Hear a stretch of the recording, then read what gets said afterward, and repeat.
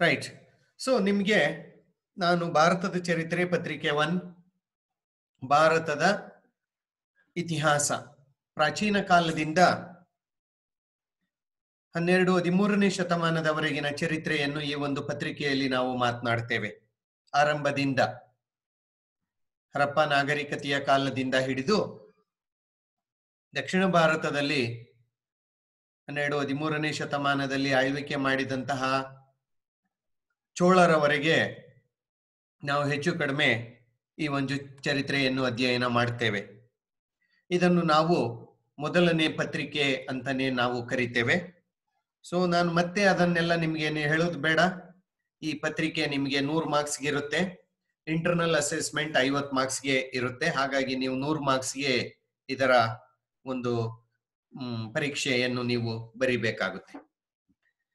Okay, ನಾನು ಇವತ್ತಿನ ಕ್ಲಾಸಲ್ಲಿ ಮಾತನಾಡೋದು ಒಂದೇ ಒಂದು ಸೆಕೆಂಡ್.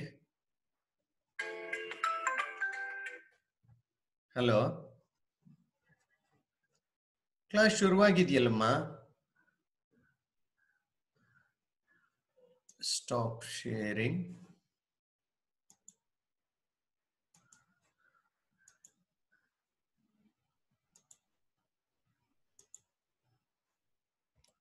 ಓಕೆ, ಸೊ ಇವತ್ತಿನ ತರಗತಿಯಲ್ಲಿ ನಾನು ಆಧಾರಗಳ ಬಗ್ಗೆ ನಿಮ್ ಜೊತೆ ನಾನು ಡಿಸ್ಕಸ್ ಮಾಡ್ತೇನೆ. ಮೂಲಾಧಾರಗಳು ಅಂತನೂ ನಾವು ಕರೀಬಹುದು. ಇಂಗ್ಲಿಷ್ ಅಲ್ಲಿ ಅದನ್ನು ಸೋರ್ಸಸ್ ಅಂತ ಕರಿತೀವಿ. ಆಧಾರಗಳು ಅಂದ್ರೆ ಏನು? ಇತಿಹಾಸ ರಚನೆಗೆ ನಮಗೆ ಪೂರಕವಾದ ಎಲ್ಲಾ ದಾಖಲೆಗಳನ್ನು ನಾವು ಆಧಾರಗಳು ಅಂತ ಕರಿತೇವೆ. ಅದು ಬರವಣಿಗೆಯ ಆಧಾರಗಳಿರಬಹುದು, ಶಾಸನಗಳಿರಬಹುದು, ಸ್ಮಾರಕಗಳಿರಬಹುದು, ಉತ್ಖನನಗಳಿರಬಹುದು. ಹೀಗೆ ಏನೆಲ್ಲ ಸಾಮಗ್ರಿ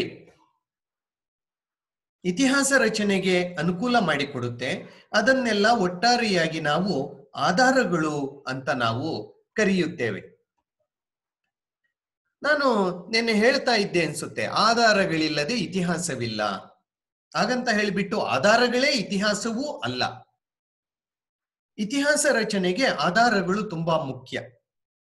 ಆಧಾರಗಳಿಲ್ಲದ ಚರಿತ್ರೆ ಕೇವಲ ಕಟ್ಟುಕತೆಯಾಗುತ್ತೆ.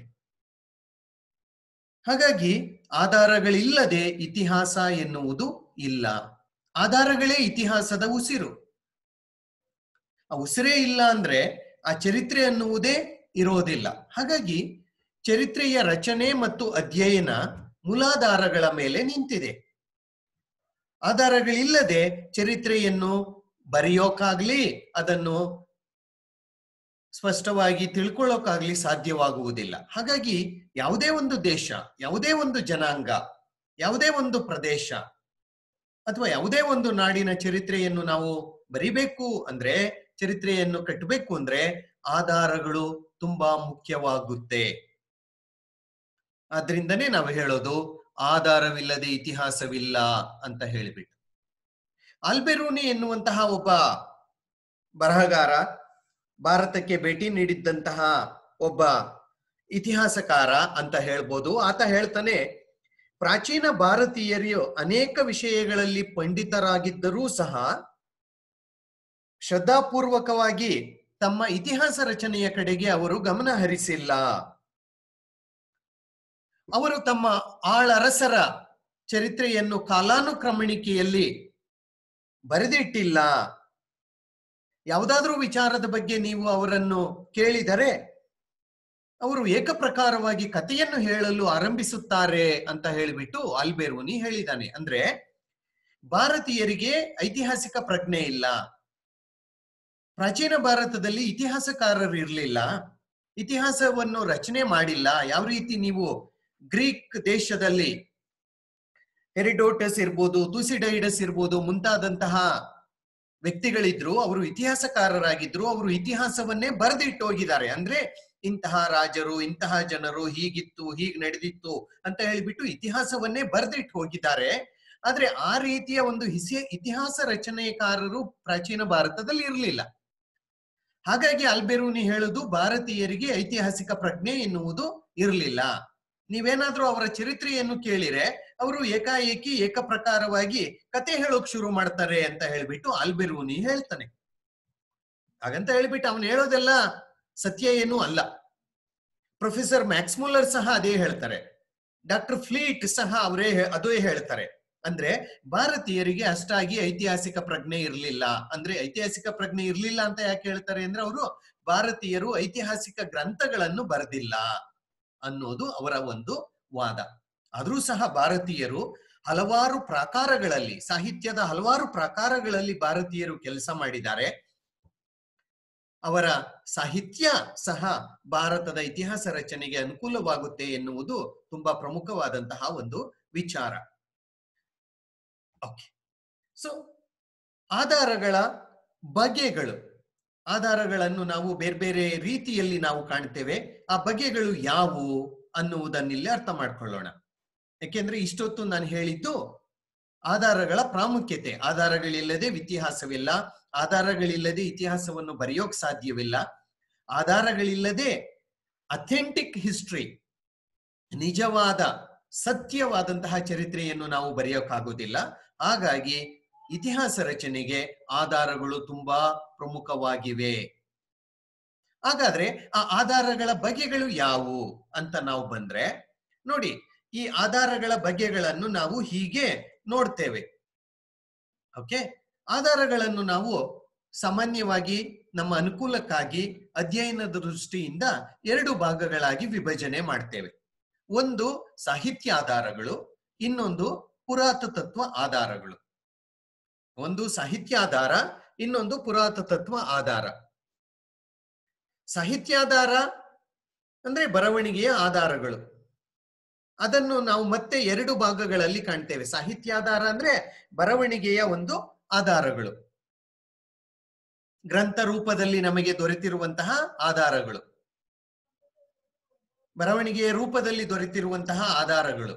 ಅದನ್ನೆಲ್ಲ ನಾವು ಸಾಹಿತ್ಯಾಧಾರಗಳು ಅಂತ ಕರಿತೀವಿ. ಇಂಗ್ಲಿಷ್ ಅಲ್ಲಿ ಲಿಟರರಿ ಸೋರ್ಸಸ್ ಅಂತ ಹೇಳ್ತೀವಿ. ಸಾಹಿತ್ಯಾಧಾರಗಳನ್ನು ನಾವು ಮತ್ತೆ 2 ಭಾಗಗಳಲ್ಲಿ ಕಾಣಬಹುದು. ಒಂದು ದೇಶೀಯ ಸಾಹಿತ್ಯಾಧಾರಗಳು, ಇನ್ನೊಂದು ವಿದೇಶಿ ಸಾಹಿತ್ಯಾಧಾರಗಳು.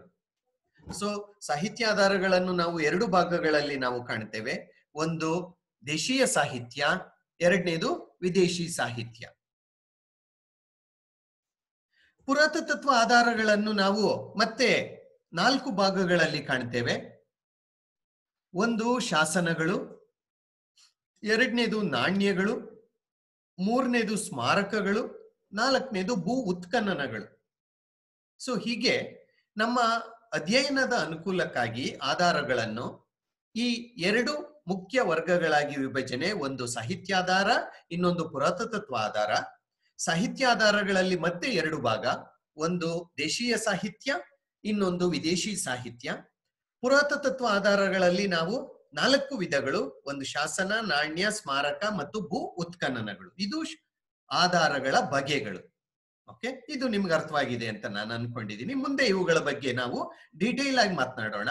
ಅದರಲ್ಲಿಯೂ ಪ್ರಾಚೀನ ಭಾರತದ ಇತಿಹಾಸ ರಚನೆಗೆ ಈ ಎಲ್ಲಾ ಆಧಾರಗಳು ನಮಗೆ ಯಾವ ರೀತಿಯಲ್ಲಿ ಅನುಕೂಲವನ್ನು ಮಾಡಿಕೊಟ್ಟಿದ್ದಾವೆ, ನಮ್ಗೆ ಯಾವ ರೀತಿಯಲ್ಲಿ ದಾಖಲೆಗಳನ್ನು ಒದಗಿಸ್ತವೆ ಅನ್ನುವುದನ್ನು ನಾವು ತಿಳಿದುಕೊಳ್ಳೋ ಪ್ರಯತ್ನವನ್ನು ಮಾಡೋಣ. ಓಕೆ, ಸೊ ಮೊದಲನೆಯದಾಗಿ ಸಾಹಿತ್ಯಾಧಾರಗಳು. ಭಾರತದ ಇತಿಹಾಸ ರಚನೆಗೆ, ಅದರಲ್ಲಿಯೂ ಪ್ರಾಚೀನ ಭಾರತದ ಇತಿಹಾಸ ರಚನೆಗೆ ಸಾಹಿತ್ಯಾಧಾರಗಳ ಪಾತ್ರ ತುಂಬಾ ಮಹತ್ವದ್ದು. ಯಾಕೆಂದ್ರೆ ನಮ್ಗೆ ವೇದಗಳ ಕಾಲದ ಬಗ್ಗೆ ತಿಳ್ಕೊಳ್ಳೋಕೆ ಪುರಾತತ್ವ ಆಧಾರಗಳೇ ಇಲ್ಲ.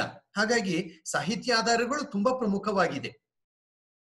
ಈ ಸಾಹಿತ್ಯಾಧಾರ ಅಂತ ಏನ್ ಹೇಳ್ತೀವಿ, ಬರವಣಿಗೆಯಲ್ಲಿ ಗ್ರಂಥದ ರೂಪದಲ್ಲಿ ನಮಗೇನು ದೊರಕಿದಾವೆ, ಅವು ಆ ಕಾಲದ ಸಾಮಾಜಿಕ, ಆರ್ಥಿಕ, ರಾಜಕೀಯ, ಧಾರ್ಮಿಕ ಈ ಎಲ್ಲಾ ವಿಚಾರಗಳನ್ನು ನಮಗೆ ಹೇಳುವ ಪ್ರಯತ್ನವನ್ನು ಮಾಡ್ತವೆ. ಏಕೆಂದ್ರೆ ಈ ಸಾಹಿತ್ಯಾಧಾರಗಳಿಂದ ನಾವು ಅಂದಿನ ರಾಜಕೀಯ ಪರಿಸ್ಥಿತಿಯನ್ನು ಅರ್ಥ ಮಾಡಿಕೊಳ್ಬೇಕಾಗುತ್ತೆ, ಅಂದಿನ ಸಾಮಾಜಿಕ ಸ್ಥಿತಿಗತಿಯನ್ನು ಅರ್ಥ ಮಾಡಿಕೊಳ್ಬೇಕಾಗುತ್ತೆ. ಏಕೆಂದ್ರೆ ಯಾವುದೇ ಐತಿಹಾಸಿಕ ಗ್ರಂಥಗಳೇ ಇಲ್ಲ ಪ್ರಾಚೀನ ಭಾರತದಲ್ಲಿ. ನಾನು ಆಗ್ಲೇ ಹೇಳ್ತಾ ಇದ್ದೆ, ಆಲ್ಬೆರೂನಿ ಹೇಳಿದಾನೆ, ಭಾರತೀಯರಿಗೆ ಐತಿಹಾಸಿಕ ಪ್ರಜ್ಞೆ ಇರಲಿಲ್ಲ, ಇತಿಹಾಸಕಾರ ಯಾರು ಇರಲಿಲ್ಲ ಪ್ರಾಚೀನ ಭಾರತದಲ್ಲಿ ಇತಿಹಾಸವನ್ನು ಬರೆಯುವ ಅಂತ ಹೇಳಿದ್ದೆ. ನಿಜ. ಯಾವಾಗ ಐತಿಹಾಸಿಕ ಗ್ರಂಥ ನಮ್ಮ ಹತ್ರ ಇಲ್ಲ, ಆಗ ನಾವೇನ್ ಮಾಡ್ತೀವಿ, ಇತರೆ ಸಾಹಿತ್ಯದ ಆಧಾರಗಳನ್ನು ನಾವು ಆಧಾರವಾಗಿಟ್ಟುಕೊಂಡು ದಾಖಲೆಯಾಗಿ ಪರಿಣಮಿಸಿ ಅದರ ಆಧಾರದ ಮೇಲೆ ಚರಿತ್ರೆಯನ್ನು ನಾವು ಬರಿತೇವೆ. ಸೊ ಆ ಸಾಹಿತ್ಯದಿಂದ ನಾವು ರಾಜಕೀಯ, ಸಾಮಾಜಿಕ, ಆರ್ಥಿಕ ಮತ್ತು ಧಾರ್ಮಿಕ ಪರಿಸ್ಥಿತಿಯನ್ನು ತಿಳಿದುಕೊಳ್ಳುವ ಪ್ರಯತ್ನವನ್ನು ನಾವು ಮಾಡ್ತಾ ಹೋಗ್ತೇವೆ. ಈ ದೇಶೀಯ ಸಾಹಿತ್ಯ ಹಲವಾರು ಭಾಷೆಗಳಲ್ಲಿ ನಮಗೆ ಲಭ್ಯವಿದೆ. It is available in various languages, ಹಲವಾರು ಭಾಷೆಗಳಲ್ಲಿ. ಅದು ಸಂಸ್ಕೃತ ಇರ್ಬೋದು, ಹಿಂದಿ ಇರ್ಬೋದು, ಪಾಲಿ ಇರ್ಬೋದು, ಪ್ರಾಕೃತ್ ಇರ್ಬೋದು, ಪರ್ಷಿಯನ್ ಭಾಷೆ ಇರ್ಬೋದು, ಮತ್ತು ಇತರೆ ಭಾರತೀಯ ಭಾಷೆಗಳು, ಕನ್ನಡ, ತೆಲುಗು, ಗುಜರಾತಿ, ಮರಾಠಿ, ಬಿಹಾರಿ, ಬೆಂಗಾಲಿ, ಹೀಗೆ ಎಲ್ಲಾ ಭಾಷೆಗಳಲ್ಲಿಯೂ ಈ ಭಾರತೀಯ ಸಾಹಿತ್ಯ ಎನ್ನುವುದು ದೊರೆಯುತ್ತೆ. ಆ ಸಾಹಿತ್ಯದಲ್ಲಿ ಸಿಗುವ ಮಾಹಿತಿಯ ಆಧಾರದ ಮೇಲೆ ನಾವು ಚರಿತ್ರೆಯನ್ನು ಬರೆಯುವಂತಹ, ಚರಿತ್ರೆಯನ್ನು ಅಧ್ಯಯನ ಮಾಡುವಂತಹ ಕೆಲಸವನ್ನು ಮಾಡಬೇಕಾಗುತ್ತೆ.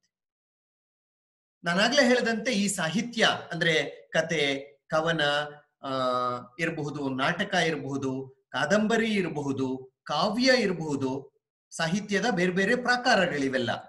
ಇವು ನೇರವಾಗಿ ಚರಿತ್ರೆಯನ್ನು ಹೇಳೋಲ್ಲ, ಆದರೆ ಪರೋಕ್ಷವಾಗಿ ಅಂದಿನ ಕಾಲದ ಸಾಮಾಜಿಕ ವ್ಯವಸ್ಥೆ, ರಾಜಕೀಯ ವ್ಯವಸ್ಥೆ, ಆರ್ಥಿಕ ವ್ಯವಸ್ಥೆ ಇವುಗಳನ್ನು ತಿಳಿದುಕೊಳ್ಳೋಕೆ ನಮಗೆ ಮಾಹಿತಿಯನ್ನು ಕೊಡುತ್ತೆ, ಅನುಕೂಲವಾಗಿದ್ದಾವೆ.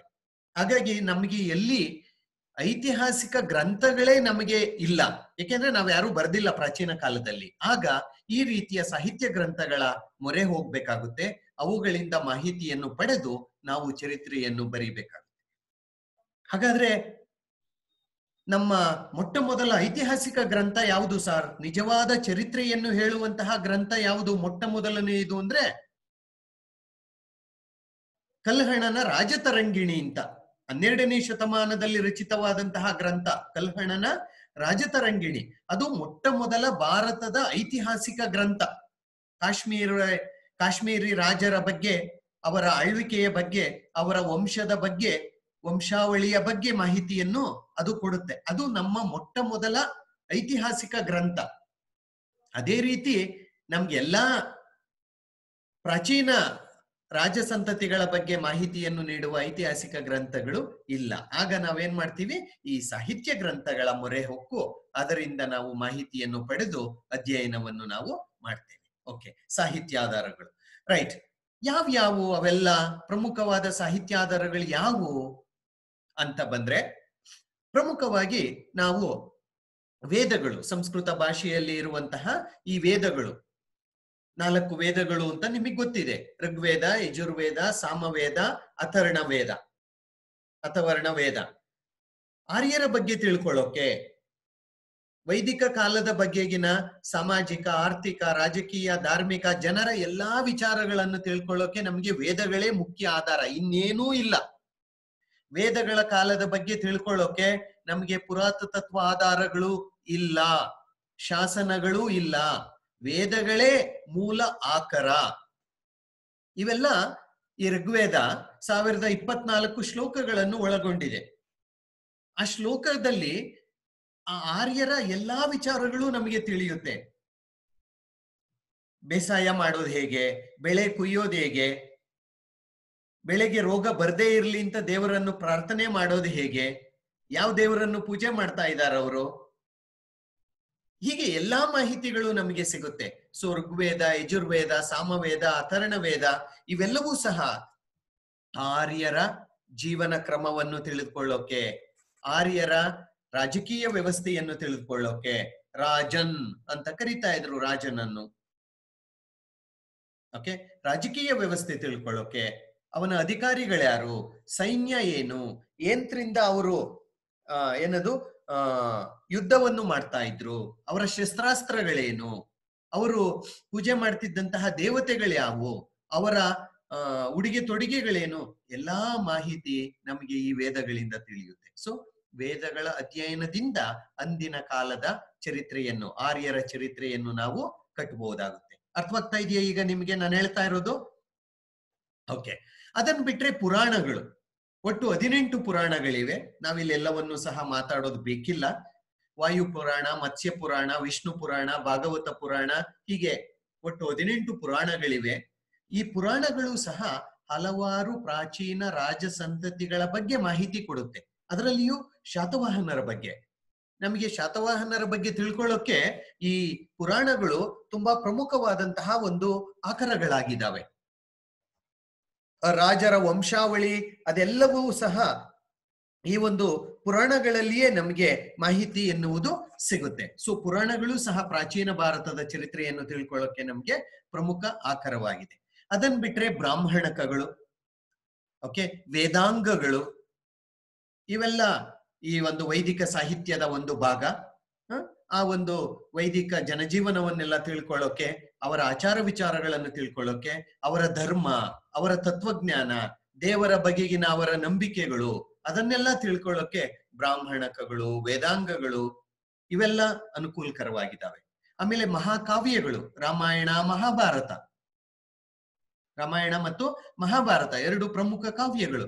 ಸೊ ಈ ಒಂದು ಕಾವ್ಯಗಳು ಸಹ ನಮ್ಗೆ ನೋಡಿ, ರಾಮಾಯಣದಲ್ಲಿ ನಮಗೆ ಯಾವ ರೀತಿ ರಾಮ ವನವಾಸಕ್ಕೆ ಹೋದ, ಆ ಭೌಗೋಳಿಕ ಪ್ರದೇಶಗಳು, ಅಲ್ಲಿಂದ ಹೇಗೆ ಸೀತೆಯನ್ನು ರಾವಣ ಅಪಹರಣ ಮಾಡ್ದ, ಯಾವ್ಯಾವ ಭಾಗದಿಂದ ಹೋದ, ವಾಲ್ವಿ, ಸುಗ್ರೀವ, ಕಿಷ್ಕಿಂದೆ, ಸೊ ಆ ಎಲ್ಲಾ ಭಾಗಗಳು ನೋಡಿ, ಭೌಗೋಳಿಕ ಅಂಶಗಳ ಬಗ್ಗೆ ನಮಗೆ ಮಾಹಿತಿ ಸಿಗುತ್ತೆ. ಅದೇ ರೀತಿ ಮಹಾಭಾರತದ ಒಂದು ರಾಜಕೀಯ ವ್ಯವಸ್ಥೆ ಹೇಗಿತ್ತು,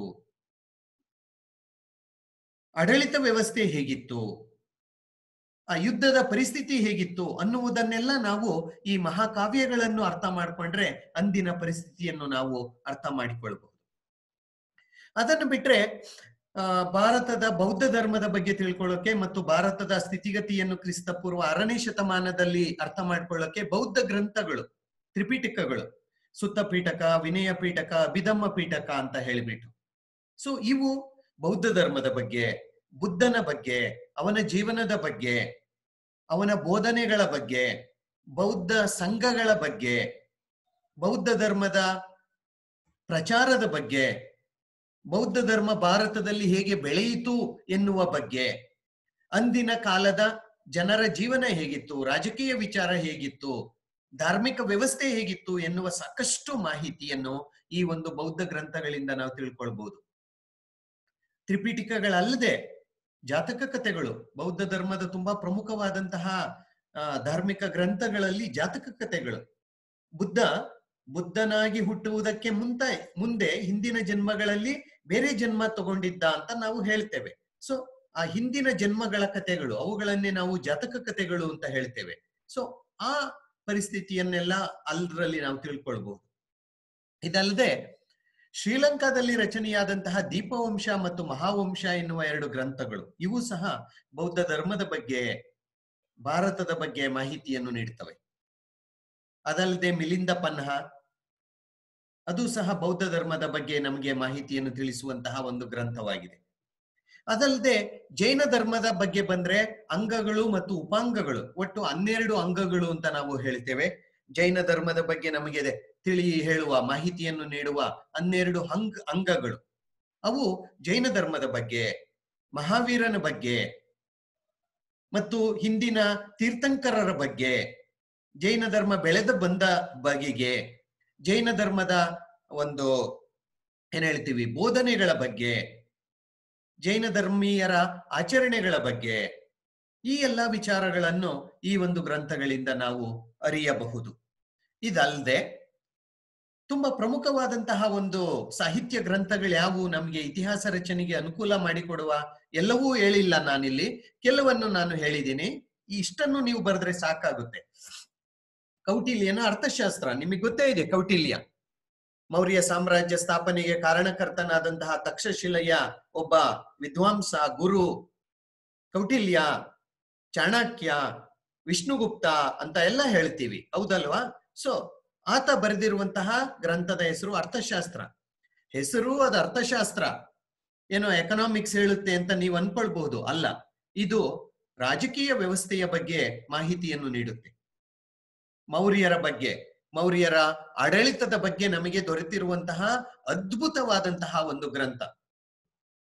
ಇದನ್ನು 1905ರಲ್ಲಿ ಮೈಸೂರಿನ ಓರಿಯೆಂಟಲ್ ಲೈಬ್ರರಿಯಲ್ಲಿ ಶ್ಯಾಮಶಾಸ್ತ್ರಿ ಎನ್ನುವವರು ಸಂಶೋಧನೆ ಮಾಡಿದ್ದು.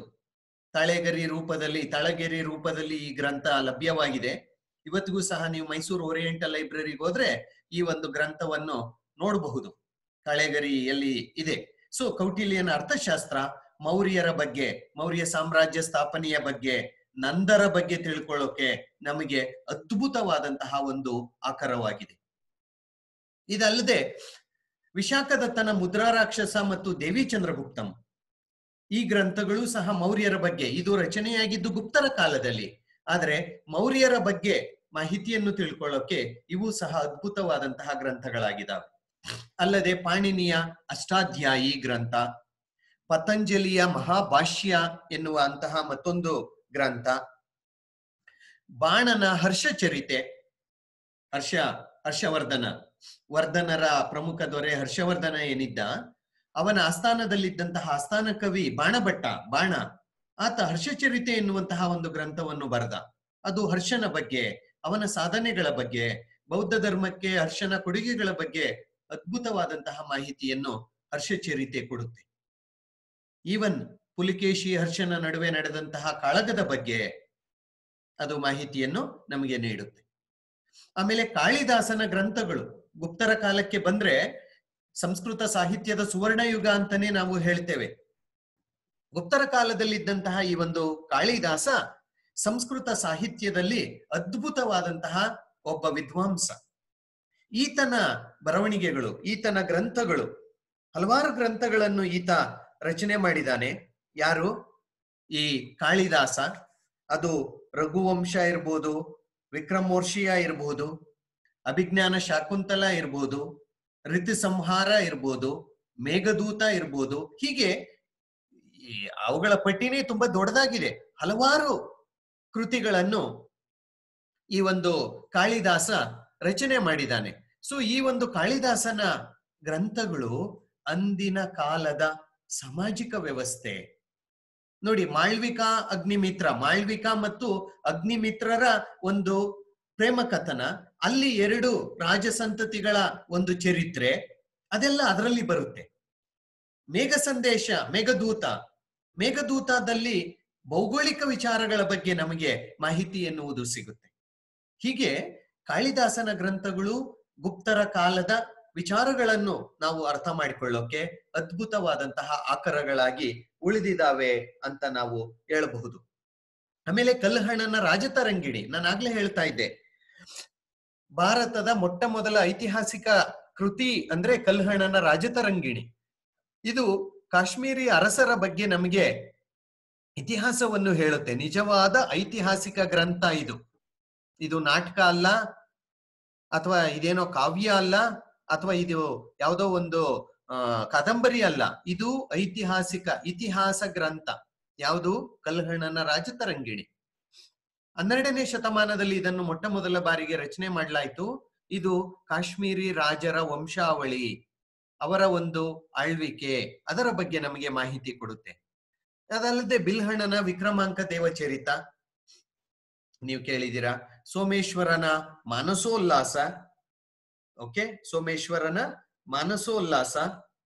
ಆಮೇಲೆ ನಮ್ಮ ಕನ್ನಡದ ಪಂಪನ ಆದಿಪುರಾಣ ಇರಬಹುದು. ಆಮೇಲೆ ವಿಕ್ರಮಾರ್ಜುನ ವಿಜಯ ಇರಬಹುದು.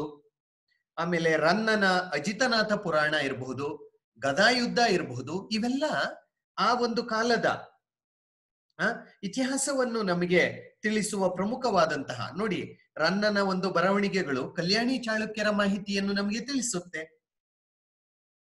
ಹೀಗೆ ಆ ಗ್ರಂಥಗಳು ನಮಗೆ ಮಾಹಿತಿಯನ್ನು ನೀಡುವ ಅದ್ಭುತ ಆಕರಗಳಾಗಿದ್ದಾವೆ. ಅಲ್ಲದೆ ಗುಪ್ತರ ಕಾಲದಲ್ಲಿ ರಚನೆಯಾದಂತಹ ಆರ್ಯಭಟನ ಆರ್ಯಭಟೀಯಂ ಎನ್ನುವಂತಹ ಒಂದು ವೈಜ್ಞಾನಿಕ ಗ್ರಂಥ, ವರಾಹಮಿಹಿರನ ಬೃಹತ್ ಸಂಹಿತೆ ಎನ್ನುವಂತಹ ಗ್ರಂಥ, ಚರಕನ ಚರಕ ಸಂಹಿತೆ ಎನ್ನುವ ಗ್ರಂಥ, ಶುಶ್ರುತನ ಶುಶ್ರುತ ಸಂಹಿತೆ, ಮೊಟ್ಟ ಮೊದಲ ವೈದ್ಯಶಾಸ್ತ್ರದ ಒಂದು ಗ್ರಂಥ ಅದು, ವರಾಹಮಿಹಿರನ ಬೃಹತ್ ಸಂಹಿತೆ.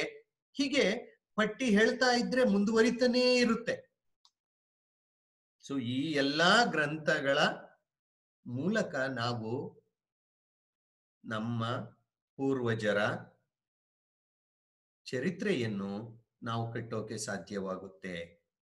ಆ ಕಾಲದ ರಾಜಕೀಯ ಚರಿತ್ರೆ, ಆರ್ಥಿಕ ಜನಜೀವನ ಹೇಗಿತ್ತು, ಆರ್ಥಿಕ ಚರಿತ್ರೆ, ಅವರ ಕಸಬೇನು, ಪ್ರಮುಖವಾದ ಕಸಬೇನು, ಇತರೆ ಕಸುಬುಗಳು ಯಾವ್ಯಾವು, ಯಾವ್ಯಾವ ರೀತಿಯ ಒಂದು ದುಡಿಮೆಯನ್ನು ಮಾಡ್ತಿದ್ದಂತಹ ಜನ ಇದ್ರು, ವ್ಯಾಪಾರ ವಾಣಿಜ್ಯ, ಅದೆಲ್ಲ ಆರ್ಥಿಕ ವಿಚಾರಗಳ ಬಗ್ಗೆ ತಿಳ್ಕೊಳ್ತೇವೆ.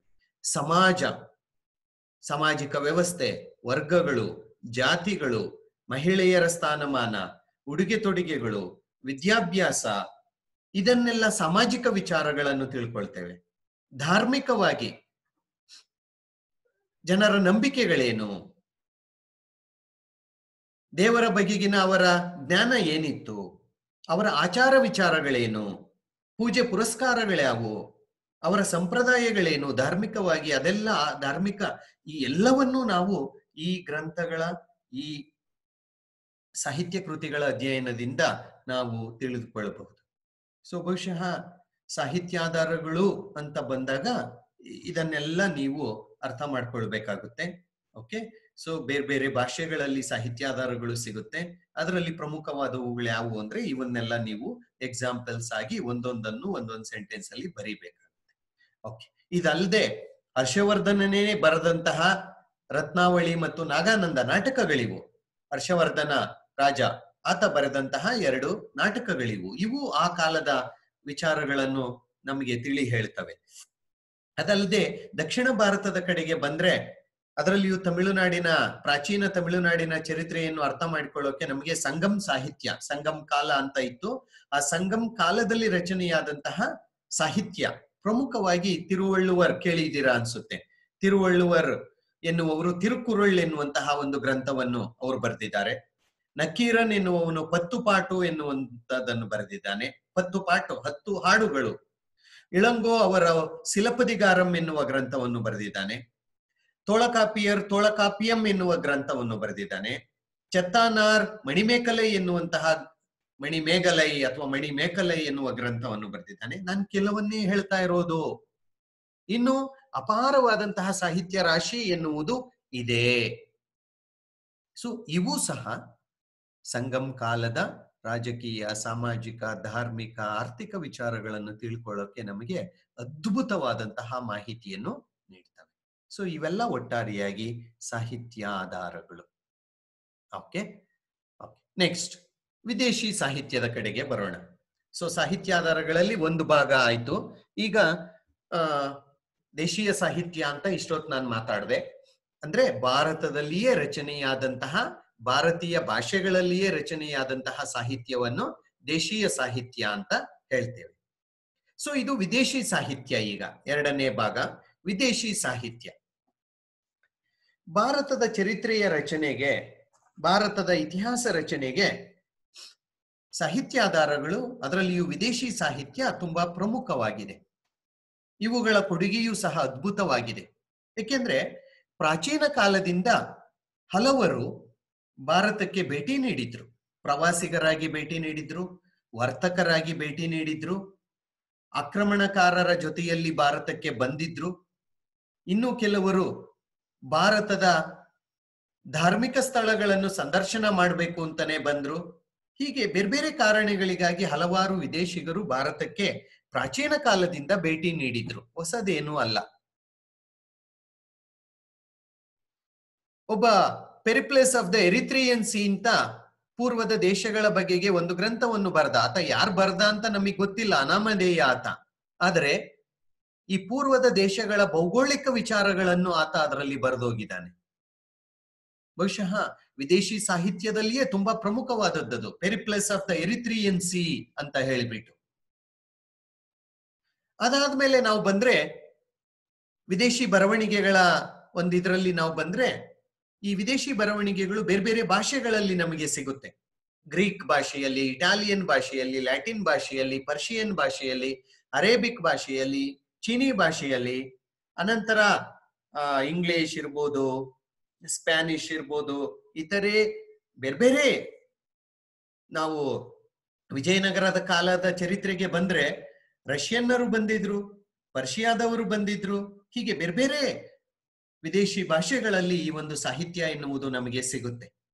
ಓಕೆ, ನಮಗೆ ಪ್ರಮುಖವಾಗಿ ಇಲ್ಲಿ ಗ್ರೀಕ್ ಬರಹಗಾರರಾದ ಅರಿಯನ್ ಮತ್ತು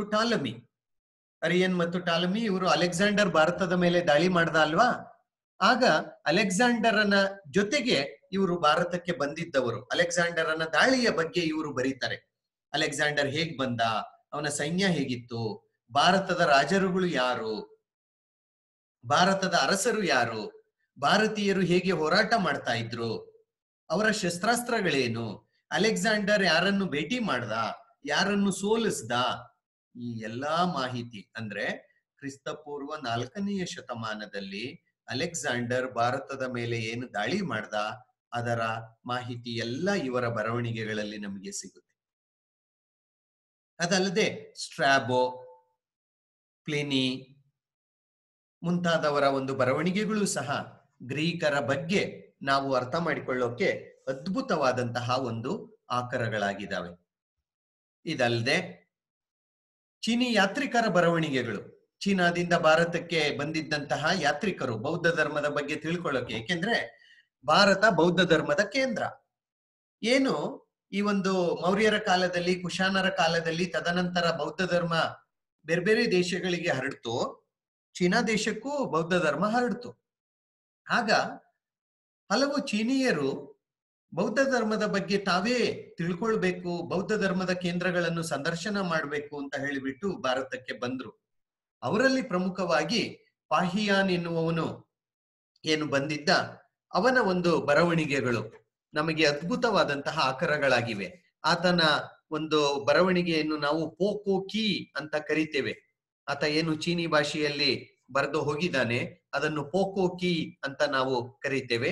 ಆ ಪೋಕೋಕಿ ಭಾರತದ ಬಗ್ಗೆ, ಬೌದ್ಧ ಧರ್ಮದ ಬಗ್ಗೆ ನಮಗೆ ಮಾಹಿತಿಯನ್ನು ಕೊಡ್ತಾ ಹೋಗುತ್ತೆ. ಓಕೆ, ಅದಲ್ಲದೆ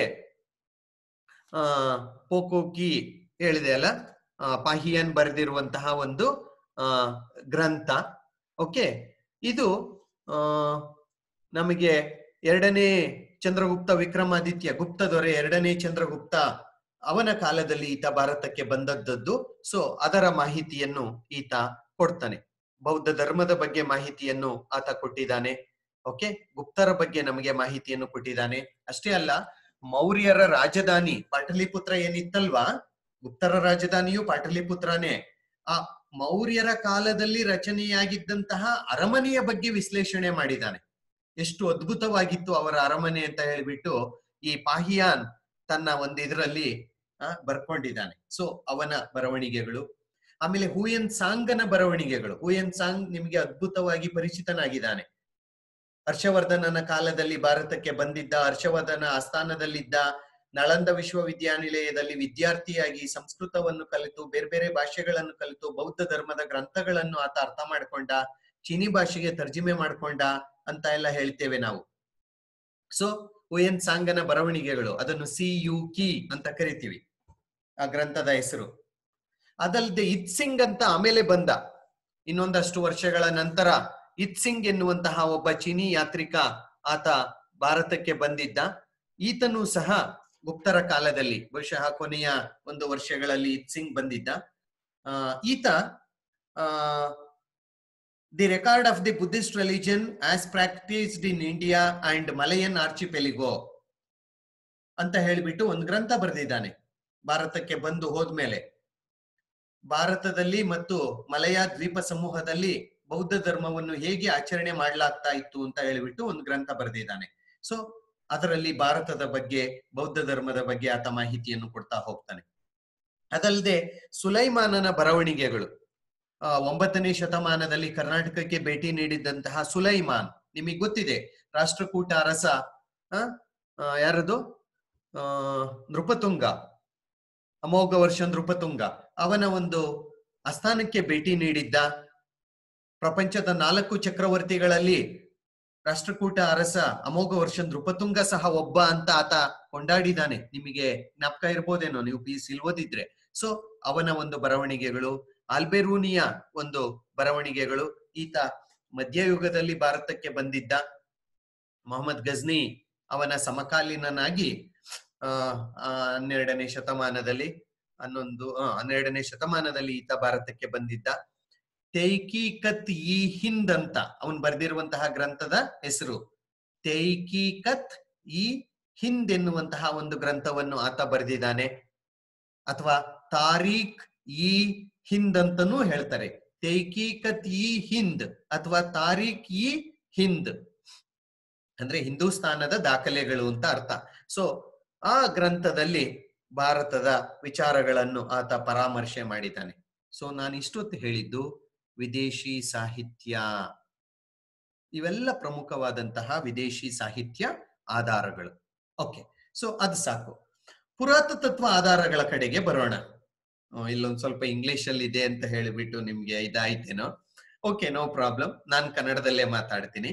ಪುರಾತತ್ವ ಆಧಾರಗಳು, ಇತಿಹಾಸ ರಚನೆಗೆ ಪುರಾತತ್ವ ಆಧಾರಗಳು ಸಹ ತುಂಬಾ ಪ್ರಮುಖವಾದವುಗಳು. ಪುರಾತತ್ವ ಆಧಾರಗಳು ಅಂದ್ರೆ ಏನು? ಸಾಹಿತ್ಯ ಆಧಾರಗಳು ಅಂದ್ರೆ ಬರವಣಿಗೆಯ ಆಧಾರಗಳು. ಪುರಾತತ್ವ ಆಧಾರಗಳು ಅಂದ್ರೆ ಏನರ್ಥ ಅಂದ್ರೆ ನಮ್ಮ ಪೂರ್ವಜರು ನಿರ್ಮಿಸಿ ಬಳಸಿ ಬಿಟ್ಟು ಹೋಗಿರುವಂತಹ ಒಂದು ಎಲ್ಲವನ್ನೂ ನಾವು ಪುರಾತತ್ವ ಆಧಾರಗಳು ಅಂತ ನಾವು ಕರಿತೇವೆ. What ever was created, used and left by our ancestors.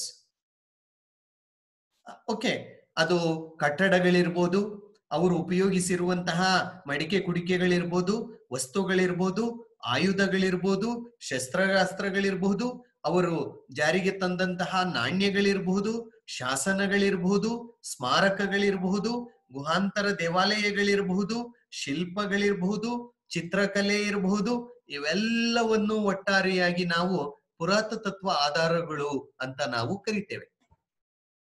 ಪುರಾತತ್ವ ಆಧಾರಗಳು ಅಂದ್ರೆ ಇಷ್ಟೇ, ನಮ್ಮ ಪೂರ್ವಜರು ಏನನ್ನು ಬಳಸಿ ಬಿಟ್ಟು ಹೋಗಿದ್ದಾರೆ, ಇವತ್ತೇನ್ ನಮಗೆ ಸಿಗುತ್ತೆ, ಓಕೆ, ಅದನ್ನು ನಾವು ಪುರಾತತ್ವ ಆಧಾರಗಳು ಅಂತ ನಾವು ಹೇಳ್ತೇವೆ. ಶಾಸನಗಳು, ಅವುಗಳಲ್ಲಿ 4 ವಿಧ ಅಂತ ನಾನು ಆಗ್ಲೇ ಹೇಳಿದ್ದೆ. ಒಂದು ಶಾಸನಗಳು, 2ನೇದು ನಾಣ್ಯಗಳು, 3ನೇದು ಸ್ಮಾರಕಗಳು, 4ನೇದು ಭೂ ಉತ್ಖನನಗಳು, ಭೂ ಸಂಶೋಧನೆಗಳು. ಓಕೆ, ಈಗ ಒಂದೊಂದೇ ಮಾತನಾಡೋಣ. ಮೊದಲನೆಯದಾಗಿ ಶಾಸನಗಳು. ಶಾಸನಗಳು, ಓಕೆ, ಶಾಸನ ನಿಮಗೆ ಗೊತ್ತೇ ಇದೆ. ಶಾಸನ ಅಂದ್ರೆ ಬಹುಕಾಲ, ದೀರ್ಘಕಾಲ ಬಾಳಿಕೆ ಇರುವ ವಸ್ತುಗಳ ಮೇಲೆ ಬರೆದಿರುವಂತಹ ಬರವಣಿಗೆ. ಅಂದ್ರೆ ಶಾಶ್ವತವಾದಂತಹ ವಸ್ತುಗಳ ಮೇಲೆ ಬರೆದಿರುವ ಬರವಣಿಗೆಯನ್ನೇ ನಾವು ಇಲ್ಲಿ ಶಾಸನಗಳು ಅಂತ ಅರ್ಥ ಮಾಡಿಕೊಳ್ಳಬಹುದು. ಶಾಸನ ಅಂದ್ರೆ ರಾಜನ ಆಜ್ಞೆ, ಆ ರೀತಿಯಲ್ಲಿ ನಾವು ಹೇಳಬಹುದು, ಅದು ಬೇಡ ನಮಗೆ. ಇಲ್ಲಿ ಶಾಸನ ಅಂದ್ರೆ ಇತಿಹಾಸದ ವಿದ್ಯಾರ್ಥಿಗಳ ದೃಷ್ಟಿಯಿಂದ ಶಾಸನ ಅಂದ್ರೆ, ಇವತ್ತು ಶಾಸನ ಅಂದ್ರೆ ಕಾನೂನು ಅಂತ ಹೇಳ್ತೇವೆ, ಅಲ್ಲ. ಇಲ್ಲಿ ಶಾಸನ ಅಂದ್ರೆ ಒಂದು ಶಾಶ್ವತವಾದಂತಹ ವಸ್ತುವಿನ ಮೇಲೆ ಬರೆದಿರುವ ಬರವಣಿಗೆಯನ್ನೇ ನಾವು ಶಾಸನ ಅಂತ ಹೇಳ್ತೇವೆ. ಬಂಡೆ ಮೇಲೋ, ಇಟ್ಟಿಗೆ ಮೇಲೋ, ಕಲ್ ಚಪ್ಪಡಿ ಮೇಲೋ ಏನ್ ಬರವಣಿಗೆಯನ್ನು ಬರೆದಿರ್ತಾರೆ ಅದನ್ನು ನಾವು ಶಾಸನ ಅಂತ ಹೇಳ್ತೇವೆ. ಶಾಸನಗಳ ಅಧ್ಯಯನವನ್ನು ಶಾಸನ ಶಾಸ್ತ್ರ ಅಂತ ಹೇಳ್ತಾರೆ ಕನ್ನಡದಲ್ಲಿ. ಇಂಗ್ಲಿಷಲ್ಲಿ ಎಪಿಗ್ರಫಿ ಅಂತ ಕರೀತಾರೆ. ಎಪಿಗ್ರಫಿ, ಶಾಸನಗಳ ಅಧ್ಯಯನವನ್ನು ಎಪಿಗ್ರಫಿ ಅಂತ ಕರೀತಾರೆ. ಭಾರತದಲ್ಲಿ ಮೊಟ್ಟ ಮೊದಲ ಬಾರಿಗೆ ಶಾಸನಗಳನ್ನು ಹೊರಡಿಸಿದವನು ಅಶೋಕ ಚಕ್ರವರ್ತಿ. ಮೌರ್ಯ ಚಕ್ರವರ್ತಿ ಏನಿದ್ದಾನೆ ಅಶೋಕ, ಆತ ಮೊಟ್ಟ ಮೊದಲ ಬಾರಿಗೆ ಶಾಸನಗಳನ್ನು ಹೊರಡಿಸಿದ. ಅದಕ್ಕಿಂತ ಮೊದಲು ಶಾಸನಗಳನ್ನು ಹಾಕಿಸಿದ ಬಗ್ಗೆ ನಮಗೆ ದಾಖಲೆಗಳಿಲ್ಲ. ಅಶೋಕನೇ ಮೊಟ್ಟ ಮೊದಲ ಬಾರಿಗೆ ಶಾಸನಗಳನ್ನು ಹಾಕಿಸಿದ್ದು. ಹಾಗಾಗಿ ಅವನನ್ನು ನಾವು ಭಾರತದಲ್ಲಿ ಶಾಸನಗಳ ಪಿತಾಮಹ ಅಂತಾನೆ ಕರಿತೀವಿ. ಯಾರನ್ನು? ಅಶೋಕನನ್ನು. ಸೊ ಅಶೋಕನ ಶಾಸನಗಳನ್ನು ಮೊಟ್ಟ ಮೊದಲ ಬಾರಿಗೆ ಕಂಡು ಹಿಡಿದು ಓದಿದವನು ಅಂದ್ರೆ ಒಬ್ಬ ಬ್ರಿಟಿಷ್ ಅಧಿಕಾರಿ ಜೇಮ್ಸ್ ಪ್ರಿನ್ಸಿಪ್ ಅಂತ. 1837ರಲ್ಲಿ ಅಶೋಕನ ಶಾಸನಗಳನ್ನು ಮೊಟ್ಟ ಮೊದಲ ಬಾರಿಗೆ ಕಂಡು ಹಿಡಿದು ಅಧ್ಯಯನ ಮಾಡಿ ನಮಗೆ ತಿಳಿಸಿದವನು ಯಾರು? ಜೇಮ್ಸ್ ಪ್ರಿನ್ಸಿಪ್ ಅಂತ. ಅದಕ್ಕಿಂತ ಮೊದಲು ನಮಗೆ ಗೊತ್ತಿರಲಿಲ್ಲ ಅಶೋಕ ಇದ್ದ, ಅವನ ಶಾಸನ ಇವು ಅಂತ. ಏನೋ ಬರವಣಿಗೆ ಇದೆ, ಅದರಲ್ಲಿ ಏನಿದೆಯೋ ನಮಗೆ ಗೊತ್ತಿಲ್ಲ ಅಂತ ನಾವು ಹೇಳ್ತಾ ಇದ್ದೋ. ಓಕೆ, ಇರ್ಲಿ, ಅದು ನಾನು ಶಾಸನಗಳ ಬಗ್ಗೆ ಇಂಟ್ರಡಕ್ಷನ್ ಕೊಡ್ತಾ ಇಷ್ಟು ಹೇಳಿದೆ. ಅನಂತರ ಅಶೋಕನ ನಂತರ ಭಾರತದ ಹಲವಾರು ರಾಜಸಂತತಿಯ ರಾಜರುಗಳು ಶಾಸನಗಳನ್ನು ಹೊರಡಿಸ್ತಾ ಹೋದ್ರು. ಕದಂಬರಿರ್ಬೋದು, ಶಾತವಾಹನರಿರ್ಬೋದು, ರಾಷ್ಟ್ರಕೂಟರಿರ್ಬೋದು, ಚಾಳುಕ್ಯರಿರ್ಬೋದು, ಹೊಯ್ಸಳರಿರ್ಬೋದು, ವಿಜಯನಗರದ ಅರಸರಿರಬಹುದು, ಗುಪ್ತರಿರಬಹುದು, ಹರ್ಷವರ್ಧನ ಇರಬಹುದು, ಹೀಗೆ ಎಲ್ಲಾ ಸಂತತಿಯವರೂ ಸಹ, ನಿಮ್ಗೆ ಯಾವ್ಯಾವ ರಾಜಸಂತತಿ ಜ್ಞಾಪಕ ಇದೆ? ಬಹುತೇಕ ಎಲ್ಲಾ ರಾಜಸಂತತಿಯವರೂ ಸಹ ಶಾಸನಗಳನ್ನು ಹೊರಡಿಸಿದರು.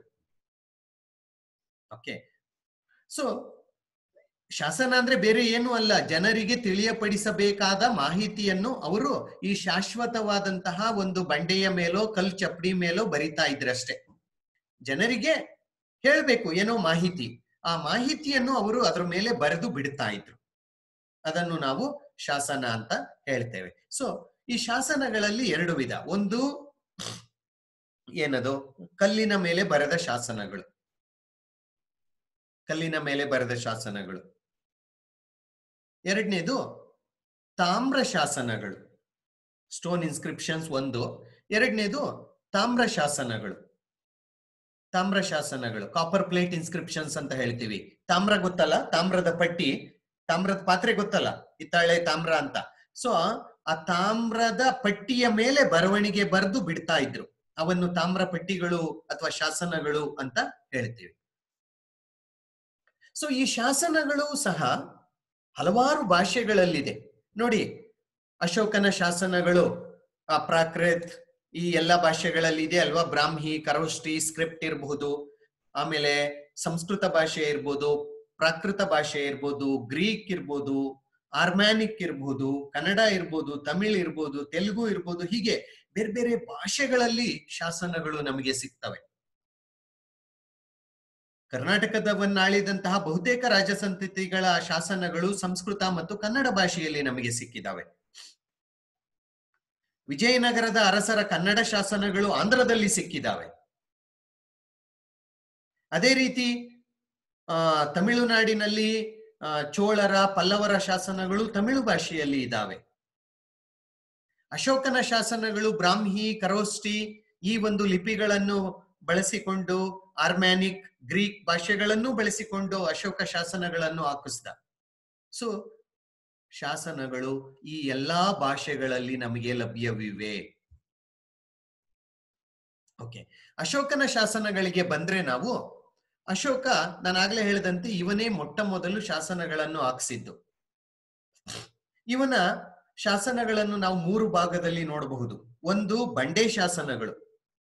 ಬಂಡೆ ಶಾಸನಗಳು 14 ಬಂಡೆ ಶಾಸನಗಳಿವೆ. ಅಂದ್ರೆ ಬಂಡೆಗಳ ಮೇಲೆ ಬರೆದಿರೋದಾತ. ಅವುಗಳನ್ನು ನಾವು ಬಂಡೆ ಶಾಸನಗಳು ಅಂತಾನೆ ನಾವು ಕರಿತೇವೆ. ಸಾರಿ, ಬಂಡೆ ಶಾಸನಗಳು ಅಂತ ನಾವು ಹೇಳ್ತೀವಿ. ಬಂಡೆಗಳ ಮೇಲೆ, ನಾನು ಆಮೇಲೆ ಚಿತ್ರ ತೋರಿಸ್ತೇನೆ. ಬಂಡೆಗಳ ಮೇಲೆ ಅವನು ಬರೆದಿರುವಂತಹ ಶಾಸನಗಳನ್ನು ಬಂಡೆ ಶಾಸನಗಳು, ಅವು ಒಟ್ಟು 14 ಇದಾವೆ. ಅದನ್ನು ಬಿಟ್ಟು ಗೌಣ ಶಾಸನಗಳು ಅಥವಾ ಸಣ್ಣ ಶಾಸನಗಳು, ಅವು ಹಲವಾರು ಶಾಸನಗಳಿವೆ. ಒಂದು ಮಾಹಿತಿಯ ಪ್ರಕಾರ ಕರ್ನಾಟಕದಲ್ಲಿಯೇ 14ರಿಂದ 17 ಶಾಸನಗಳು ನಮಗೆ ಸಿಕ್ಕಿದೆ. ಕರ್ನಾಟಕದ ಹಲವೆಡೆ ಇವನ ಒಂದು ಶಾಸನಗಳು ನಮಗೆ ಸಿಕ್ಕಿದಾವೆ. ಅದರಲ್ಲಿ ಪ್ರಮುಖವಾಗಿ ನಿಮಗೆ ಗೊತ್ತಿದೆ ಇವನ ಒಂದು ಶಾಸನಗಳು ಎಲ್ಲಿ? ಕರ್ನಾಟಕದಲ್ಲಿ. ಕರ್ನಾಟಕದಲ್ಲಿ ಅಶೋಕನ ಶಾಸನಗಳು ಜಟಿಂಗ ರಾಮೇಶ್ವರ, ಮಾಸ್ಕಿ ಗೊತ್ತಿದೆ ಅಲ್ವಾ? ಮಾಸ್ಕಿ ತುಂಬಾ ಪ್ರಮುಖವಾದಂತಹ ಒಂದು ಶಾಸನ, ಅಶೋಕನ ಮಸ್ಕಿ ಶಾಸನ. ರಾಯಚೂರು ಜಿಲ್ಲೆಯಲ್ಲಿರುವಂತಹ ಮಸ್ಕಿ, ಅಲ್ಲಿ ಅಶೋಕನನ್ನು ದೇವಾನಾಂಪ್ರಿಯ ಪ್ರಿಯದಸಿ ಅಶೋಕ ಅಂತ ಕರೆಯಲಾಗಿದೆ ಮಸ್ಕಿ ಶಾಸನದಲ್ಲಿ. ಏಕೆಂದ್ರೆ ಬೇರೆಲ್ಲಾ ಶಾಸನಗಳಲ್ಲಿ ದೇವಾನಾಂಪ್ರಿಯ ಪ್ರಿಯದಸಿ ಅಂತ ಮಾತ್ರ ಇದೆ. ಆದ್ರೆ ಮಸ್ಕಿ ಶಾಸನದಲ್ಲಿ ದೇವಾನಾಂಪ್ರಿಯ ಪ್ರಿಯದಸಿ ಅಶೋಕ ಅಂತ ಇದೆ. ಸೊ ಮಾಸ್ಕಿ, ಜಟಿಂಗ ರಾಮೇಶ್ವರ, ಪಾಲ್ಕಿಗೊಂಡ್ಲು, ಗವಿಮಠ, ಸಿದ್ದಾಪುರ, ಹೀಗೆ ಹಲವೆಡೆ ಕರ್ನಾಟಕದಲ್ಲಿ ನಾನು ಹೇಳ್ತಾ ಇರೋದು, ಕರ್ನಾಟಕದಲ್ಲಿ ಅಶೋಕನ ಒಂದು ಶಾಸನಗಳನ್ನು ನಾವು ಕಾಣ್ತಾ ಹೋಗ್ತೇವೆ. ಸೊ ಅವಲ್ಲದೆ ಅಶೋಕನ ಸ್ತಂಭ ಶಾಸನಗಳು, ಅಶೋಕ ಕಲ್ಲಿನ ಕಂಬಗಳನ್ನು ಮಾಡಿಸಿದ್ದ ಸ್ತಂಭಗಳು, ಆ ಸ್ತಂಭಗಳ ಮೇಲೆಯೂ ಸಹ ಬರವಣಿಗೆಗಳನ್ನು ಮಾಡಿದ್ದಾನೆ. ಅವು ಒಟ್ಟು 7 ಸ್ತಂಭ ಶಾಸನಗಳಿವೆ. ಸೊ ಇವೆಲ್ಲ ಅಶೋಕನ ಆಡಳಿತದ ಬಗ್ಗೆ, ಬೌದ್ಧ ಧರ್ಮದ ಬಗ್ಗೆ, ಅವನ ಧಮ್ಮದ ಬಗ್ಗೆ, ಧರ್ಮ ಪ್ರಚಾರವನ್ನು ಆತ ಹೇಗ್ ಮಾಡ್ದ, ಧಮ್ಮವನ್ನು ಆತ ಹೇಗೆ ಜನರಿಗೆ ಬೋಧನೆ ಮಾಡ್ದ, ಜನರಿಗೆ ಯಾವ ರೀತಿ ನೀತಿ ಬೋಧನೆಯನ್ನು ಮಾಡ್ದ, ಅದೇ ಧಮ್ಮ. ಸೊ ಈ ಎಲ್ಲಾ ವಿಚಾರಗಳನ್ನು ಅಶೋಕನ ಶಾಸನಗಳಲ್ಲಿ ನಾವು ಕಾಣ್ತೇವೆ.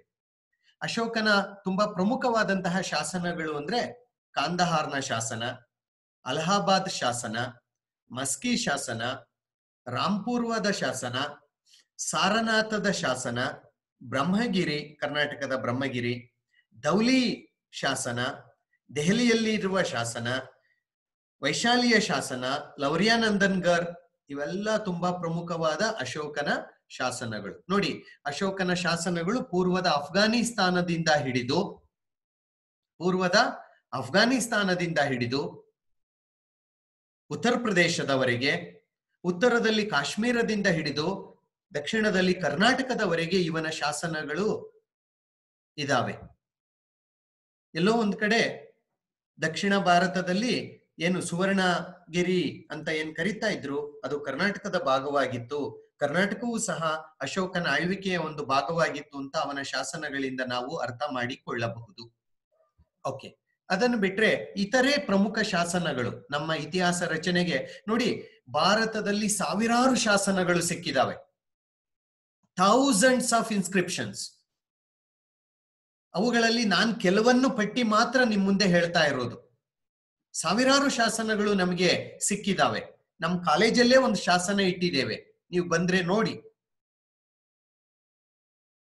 ಓಕೆ, ಸೊ ಪ್ರಮುಖ ಶಾಸನಗಳು ಯಾವುವು ಇತಿಹಾಸ ರಚನೆಗೆ ಅನುಕೂಲ ಮಾಡಿಕೊಡುವ ಅಂತ ಬಂದ್ರೆ, ಒಂದು ರುದ್ರದಾಮನ ಜುನಗಡ ಶಾಸನ. ಓಕೆ, ಜುನಗಡ ಶಾಸನ ರುದ್ರದಾಮನ ಬಗ್ಗೆ ನಮಗೆ ಮಾಹಿತಿಯನ್ನು ಕೊಡುತ್ತೆ. ಆಮೇಲೆ ಮೆಹರೂಲಿ, ಎರಡನೇ ಚಂದ್ರಗುಪ್ತ, ಗುಪ್ತರ ದೊರೆ ಮೆಹರೂಲಿಯ ಎರಡನೇ ಚಂದ್ರಗುಪ್ತನ ಮೆಹರೂಲಿ ಸ್ತಂಭ ಶಾಸನ. ಇವತ್ತು ನೀವು ದೆಹಲಿಗೆ ಹೋದ್ರೆ ಕುತುಬ್ ಮಿನಾರ್ ಹತ್ರ ಒಂದು ಸ್ತಂಭ ಇದೆ, ಕಬ್ಬಿಣದ ಸ್ತಂಭ. ಆ ಸ್ತಂಭದ ಮೇಲೆ ಬರವಣಿಗೆ ಇದೆ, ಅದು ಎರಡನೇ ಚಂದ್ರಗುಪ್ತನ ಒಂದು ಶಾಸನ. ಅದನ್ನು ನಾವು ಮೆಹರೂಲಿ ಶಾಸನ ಅಂತಾನೆ ನಾವು ಕರಿತೇವೆ. ಓಕೆ, ಅದಲ್ಲದೆ ಸಮುದ್ರಗುಪ್ತ, ಗುಪ್ತರ ತುಂಬಾ ಪ್ರಮುಖವಾದಂತಹ ದೊರೆ ಸಮುದ್ರಗುಪ್ತ, ಅವನ ಆಸ್ಥಾನ ಕವಿ ಯಾರು, ಹರಿಸೇನ. ಅವನಿಂದ ರಚಿಸಲ್ಪಟ್ಟಂತಹ ಅಲಹಾಬಾದ್ ಸ್ತಂಭ ಶಾಸನ, ಅಲಹಾಬಾದ್ ಪ್ರಶಸ್ತಿ ಅಂತಾನೆ ಕರಿತೀವಿ ಅದನ್ನು. ಅದು ಸಮುದ್ರಗುಪ್ತನ ಸಾಧನೆಗಳ ಬಗ್ಗೆ, ರಾಜಕೀಯ ಸಾಧನೆ, ಅವನ ದಿಗ್ವಿಜಯ, ಅವನ ಇತರೆ ಸಾಧನೆಗಳ ಬಗ್ಗೆ ನಮಗೆ ಮಾಹಿತಿಯನ್ನು ಕೊಡುವ ಒಂದು ಅದ್ಭುತವಾದಂತಹ ಆಕರವಾಗಿದೆ. ಅದನ್ನು ಅಲಹಾಬಾದ್ ಪ್ರಶಸ್ತಿ ಅಂತಾನೆ ಕರೀತಾರೆ. ಓಕೆ, ಆಮೇಲೆ ನಾಸಿಕ್ ಶಾಸನ, ಉಶಾವದತ್ತನ ನಾಸಿಕ್ ಶಾಸನ ಇರಬಹುದು. ಆಮೇಲೆ ಗೌತಮಿ ಪುತ್ರ ಬಾಲಶ್ರೀಯ ನಾನಾಗಢ್ ಶಾಸನ ಇರಬಹುದು. ಆಮೇಲೆ ಕುಮಾರಗುಪ್ತನ ಮನಸೂರ್ ಶಾಸನ ಇರಬಹುದು. ಆಮೇಲೆ ಕಳಿಂಗದ ದೊರೆ ಕಾರವೇಲನ ಅತಿಗುಂಫಾ ಶಾಸನ, ಕೇಳಿದ್ದೀರಾ ಅನ್ಸುತ್ತೆ ಕೆಲವೆಲ್ಲ ಶಾಸನಗಳ ಹೆಸರನ್ನು ನೀವು. ಅತಿಗುಂಫಾ ಶಾಸನ, ಎರಡನೇ ಪುಲಿಕೇಶಿಯ ಐಹೊಳೆ ಶಾಸನ, ಬಾದಾಮಿ ಚಾಳುಕ್ಯರ ದೊರೆ ಎರಡನೇ ಪುಲಿಕೇಶಿ ಐಹೊಳೆಯಲ್ಲಿ ಮೇಗುತಿ ದೇವಾಲಯದ ಗೋಡೆಯ ಮೇಲೆ ಅವನ ಶಾಸನ ಇದೆ. ಅದು ಅವನ ಆಕ್ರಮಣಗಳ ಬಗ್ಗೆ, ಅವನ ಸಾಧನೆಗಳ ಬಗ್ಗೆ, ಹರ್ಷವರ್ಧನನ ವಿರುದ್ಧ ಆತ ಮಾಡಿದಂತಹ ಯುದ್ಧಗಳ ಬಗ್ಗೆ ನಮಗೆ ಮಾಹಿತಿಯನ್ನು ಅದು ಕೊಡುತ್ತೆ. ಅದನ್ನು ಐಹೊಳೆ ಪ್ರಶಸ್ತಿ ಅಂತಾನೆ ಕರೀತಾರೆ. ಸೊ ಐಹೊಳೆ ಶಾಸನ. ಆಮೇಲೆ ಚೋಳರ ಬಗ್ಗೆ, ಅದು ಚೋಳರ ಬಗ್ಗೆ ನೂರಾರು ಶಾಸನಗಳಿದೆ. ನಮಗಿಲ್ಲಿ ಪ್ರಮುಖವಾಗಿ ಚೋಳರ ಸ್ಥಳೀಯ ಆಡಳಿತದ ಬಗ್ಗೆ ತಿಳಿಸುವಂತಹ ಉತ್ತರ ಮೇರೂರು ಶಾಸನ, ಪರಾಂತಕ ಚೋಳ ಎನ್ನುವವನು ಹೊರಡಿಸಿದಂತಹ ಉತ್ತರ ಮೇರೂರು ಶಾಸನ. ಸೊ ಇವೆಲ್ಲ ಪ್ರಮುಖವಾದಂತಹ ಶಾಸನಗಳು. ಓಕೆ, ಇವೆಲ್ಲ ಇತಿಹಾಸ ರಚನೆಗೆ ಅದ್ಭುತವಾದಂತಹ ಆಕರಗಳಾಗಿದ್ದಾವೆ. ರೈಟ್, ನೋಡಿ ಇವೆಲ್ಲ ಪ್ರಮುಖ ಶಾಸನಗಳು. ಅಶೋಕನ ಶಾಸನ ಮೊದಲನೆಯದಾಗಿ. ಓಕೆ, ಇದು ಜುನಗಢ ಶಾಸನ. ಇದು ಮೆಹರೂಲಿ ಕಂಬದ ಮೇಲೆ ನೋಡಿ, ಇದು ಕುತುಬ್ ಮಿನಾರ್, ಅದರ ಪಕ್ಕ ಇರುವಂತಹ ಮೆಹರೂಲಿ ಸ್ತಂಭದ ಮೇಲೆ ಚಂದ್ರಗುಪ್ತನ ಒಂದು ಬರವಣಿಗೆ ಶಾಸನ. ಆಮೇಲೆ ಅಲಹಾಬಾದ್ ಪಿಲ್ಲರ್ ಇನ್ಸ್ಕ್ರಿಪ್ಷನ್, ಸಮುದ್ರಗುಪ್ತನ ಒಂದು ಪಿಲ್ಲರ್ ಇನ್ಸ್ಕ್ರಿಪ್ಷನ್ ಏನಿದೆ ಅದದು.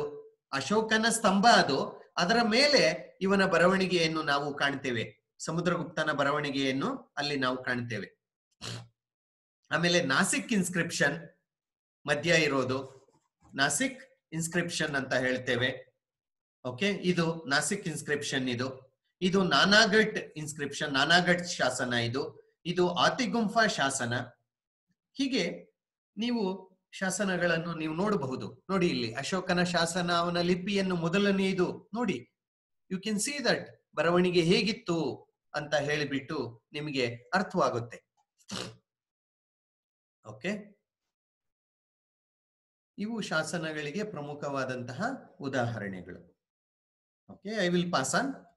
ಓಕೆ, ನೆಕ್ಸ್ಟ್ ಶಾಸನಗಳ ನಂತರ ನಾಣ್ಯಗಳ ಕಡೆಗೆ ಬರೋಣ. ಓಕೆ, ಇನ್ನೊಂದು 10 ನಿಮಿಷದಲ್ಲಿ ಮುಗಿಸಿಬಿಡ್ತೇನೆ. ನಾಣ್ಯಗಳು ಇತಿಹಾಸ ರಚನೆಗೆ ಶಾಸನಗಳು ಯಾವ ರೀತಿಯಲ್ಲಿ ನಮಗೆ ಅದ್ಭುತವಾದಂತಹ ಅರ್ಹತೆಗೆ ಸಾಧ್ಯವಾದಂತಹ ಮಾಹಿತಿಯನ್ನು ಕೊಡುತ್ತೋ ಅದೇ ರೀತಿ ನಾಣ್ಯಗಳು ಸಹ. ಪ್ರಾಚೀನ ಕಾಲದಿಂದ ಭಾರತೀಯ ಅರಸರುಗಳು ನಾಣ್ಯಗಳನ್ನು ಹೊರಡಿಸ್ತಾ ಇದ್ರು. ಈ ನಾಣ್ಯಗಳ ಅಧ್ಯಯನವನ್ನು ನಾವು ನಾಣ್ಯಶಾಸ್ತ್ರ ಅಂತ ಕರಿತೀವಿ, ಇಂಗ್ಲಿಷ್ ಅಲ್ಲಿ ನ್ಯೂಮಸ್ಮ್ಯಾಟಿಕ್ಸ್ ಅಂತ ಹೇಳ್ತೇವೆ. ಸೊ ಈ ಒಂದು ನಾಣ್ಯಗಳ ಒಂದು ಅಧ್ಯಯನದಿಂದ ನಮಗೆ ಅವರ ರಾಜಕೀಯ ಚರಿತ್ರೆ ಅರ್ಥವಾಗುತ್ತೆ, ಅವರ ಆರ್ಥಿಕ ಚರಿತ್ರೆ ಅರ್ಥವಾಗುತ್ತೆ, ಅವರ ಧಾರ್ಮಿಕ ವಿಚಾರಗಳು ಅರ್ಥವಾಗುತ್ತೆ, ಆ ಕಾಲದ ಲೋಹಶಾಸ್ತ್ರದ ಬಗ್ಗೆ ನಮಗೆ ಮಾಹಿತಿ ಎನ್ನುವುದು ಸಿಗುತ್ತೆ.